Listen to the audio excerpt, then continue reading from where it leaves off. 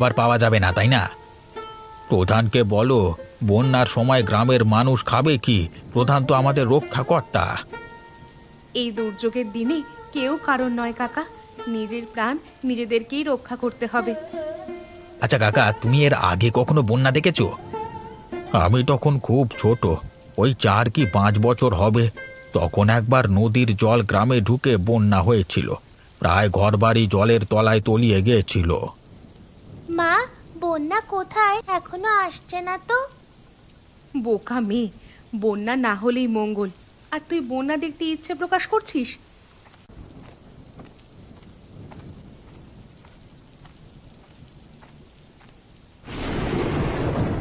হায় হায় হায়, নদীর বাঁধ ভেঙে গ্রামে জল ঢুকে পড়েছে।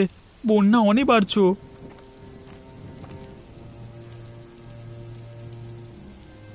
ও মণিপুরি, কি করছো গো? বন্যা আসছে বুড়িমা, পালাও পালাও। বল দিনু, কি হয়েছে? আরে বুড়িমা, বন্যা আসছে, বন্যা! তোমাকে সহ তোমার ঘরবাড়ি সব ভাসিয়ে নিয়ে যাবে, অন্য কোথাও চলে যাও।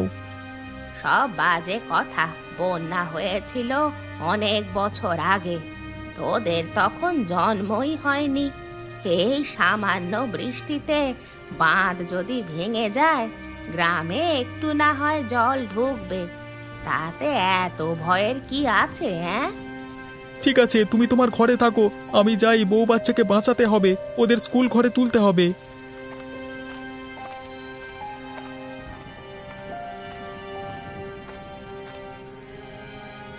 সত্যি কি তাহলে বন্যা আসবে? সকলের ঘর বাড়ি যদি ডুবে যায়, কি হবে তখন? রান্নাটা তাড়াতাড়ি করে নি, তারপর যা হবার হবে, দেখা যাবে।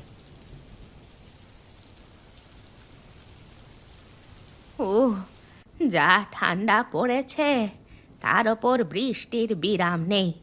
সবাই বলছে বন্যা হবে। হোক তো, আমার কি? আমি একা মানুষ, বন্যার জলে ভেসে ভেসে চলে যাব।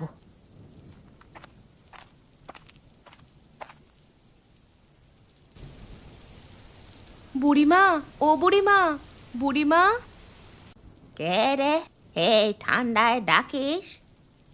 বুড়িমা, আমি কণিকা, একটু দরজা খোলো।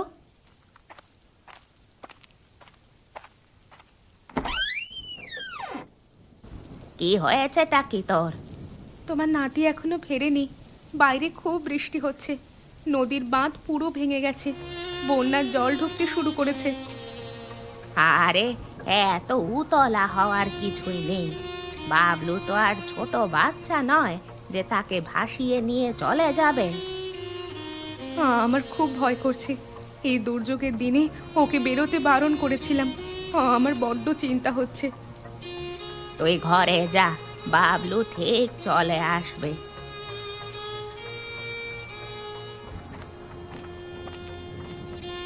বুড়িমা, বুড়িমা বাইরে এসো, বন্যার জল বেয়ে আসছে, তোমার বাইরে অনেকটাই জল জমে গেছে।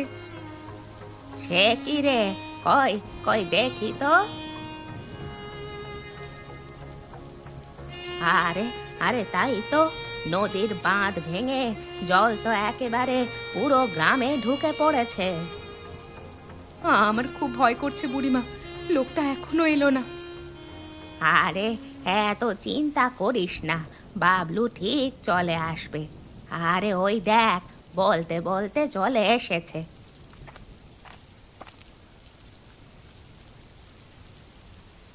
কোথায় ছিলে এতক্ষণ?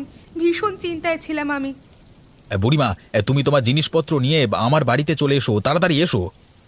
হ্যাঁ বুড়িমা, চলে এসো, আমাদের বাড়ির দোতলাতে চলে যাব, তাও একটু উঁচুতে আছে। হ্যাঁ, তাই তোমার বাড়িতেই আশ্রয় নিই চলো, আর উপায় নেই।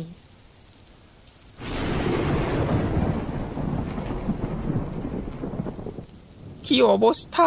কত জল জমে গেছে!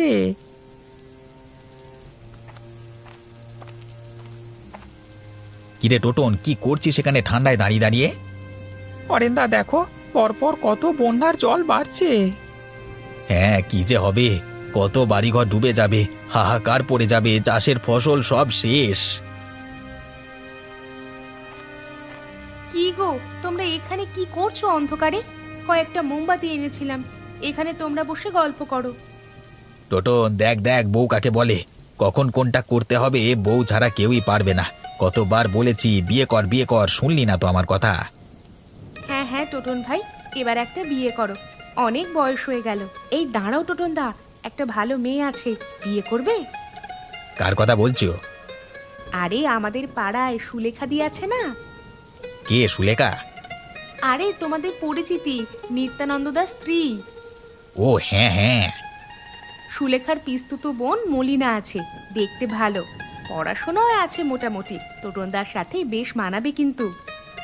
ঠিক বলেছো, তাহলে কথা বলো তুমি। জানোই তো বাবা অসুস্থ, এই অবস্থায় বিয়ে করাটা ঠিক হবে না। তুমি থামো তো, কাকা সেবা করবে মেনকা, খুব ভালো মেয়ে। বাপরে, কত জল বেড়ে গেছে দেখো, আমাদের ঘরে জল ঢুকে একাকার হয়ে গেছে। শুধু তোমাদের, সকলের ঘর ডুবে গেছে গো। তোমরা গল্প করো, আমি চন্দনাকে একটু মুড়ি খেতে দিই, তোমাদের জন্যও আনছি।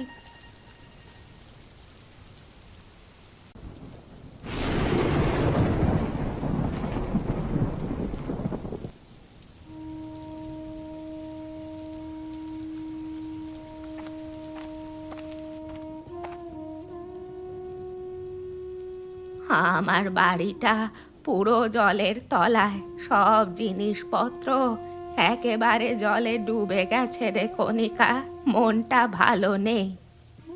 কি আর করবে বলো, প্রাকৃতিক দুর্যোগের কাছে কারোর হাত নেই। অত কিছু না ভেবে রাত্রে রুটি বানাবো, খেয়ে সারা রাত বন্যা দেখো, লেপ কম্বল গায়ে দিয়ে।